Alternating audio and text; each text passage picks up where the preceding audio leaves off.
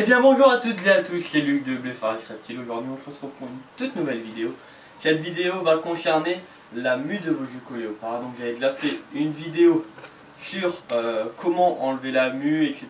Faire prendre le bain à votre gecko léopard. Mais là je vais effectuer cette vidéo pour vous expliquer comment savoir que votre gecko léopard va muer.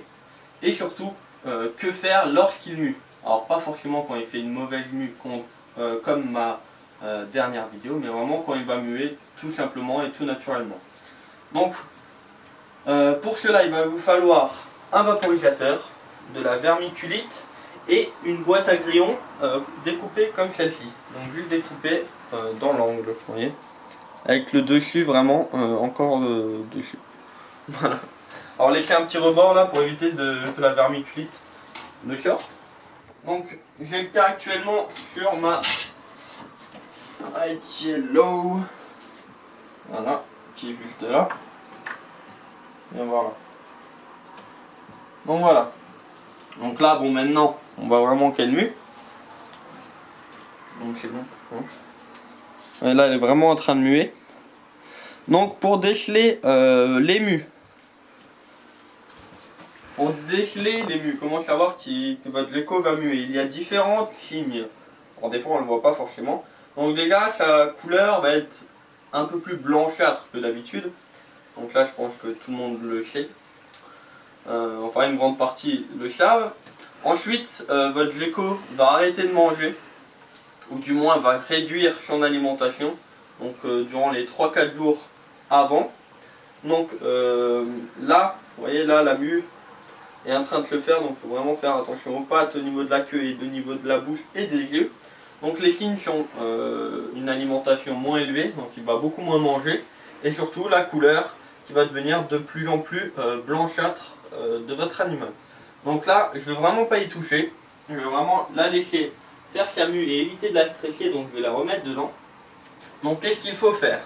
Vous allez prendre votre boîte à grillons découpée, tout simplement. Alors, je vais faire ça au sol. Hein. Vous allez prendre la vermiculite et en mettre un petit peu, donc si on a à côté c'est pas grave. Voilà. Donc pourquoi on met de la vermiculite? Tout simplement car ça garde très bien l'humidité.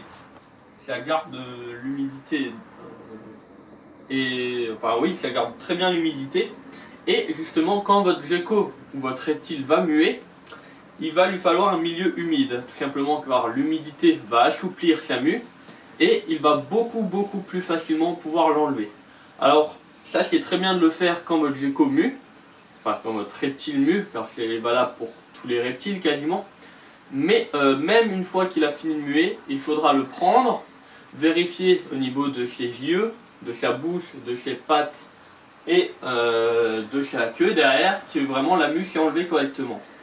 Si elle ne s'est pas bien enlevée, alors la première fois c'est pas très grave, mais il faut quand même l'enlever. Mais surtout les prochaines fois, on va parler du gecko, si votre gecko va muer au niveau d'un ongle et que la mue va rester, il va muer par-dessus 2-3 fois. Ensuite, ça va vraiment créer une croûte que vous allez vraiment avoir beaucoup de mal à enlever, voire ça va être impossible. Et donc, l'ongle va pourrir et donc il va perdre son ongle. Donc c'est pas trop cool, donc vaut mieux faire ça. Donc une fois que vous avez mis votre vermiculite, vous allez l'humidifier. Donc tout simplement, hein. Donc n'hésitez pas à en mettre une bonne quantité car il faut que ce soit bien humide.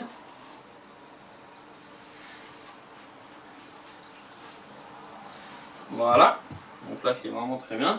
Et tout simplement refermer le tube, donc pour éviter de perdre trop. Donc voilà ce que ça donne, vraiment une boîte humide classique. Donc voilà. Donc, petit truc qui est pas bête, c'est quand vous allez le mettre dans votre terrarium, vous allez d'abord mettre un petit couvercle comme ça. S'il en met un peu à côté, ça va là, ça va pas tout de suite dans votre substrat. Donc moi ce que je vais faire, donc toujours le mettre, donc là j'ai mon point chaud, donc je vais le mettre de l'autre côté. Hop. Attention. Hop. Donc il faut savoir que le caractère de votre animal n'est pas le même quand il mue, tout simplement car il ne boit pas pareil. et donc il n'est pas forcément, enfin, il a plus de risques des prédateurs, donc il se méfie un peu plus que d'habitude. Donc on va le mettre là par exemple, et voilà. Donc ensuite ce que vous pouvez faire, c'est légèrement le recouvrir. Alors faut pas qu'il croie que c'est un nid, hein. S'il veut, il peut. Et donc voilà, donc là elle va vraiment être maintenue en plus par la branche. Et donc d'elle-même, quand elle va trouver le milieu, hop, maintenant mon doigt est tout propre. Quand il va trouver le milieu humide, il va y rester, faire sa mue à l'intérieur. Donc voilà, pour comment déceler et que faire en cas de mue chez votre gecko léopard. J'espère que cette vidéo vous aura plu. Un petit j'aime pour dire que vous m'aimez. Bon, c'est pas forcément vrai, mais faites-le quand même, hein. Un petit commentaire si la vidéo vous a plu. Et n'hésitez pas à partager la vidéo sur Facebook, Twitter et toutes les plateformes sociales. Bon, je sais pas parler français, mais c'est pas grave. N'hésitez pas à aller voir ma chaîne YouTube.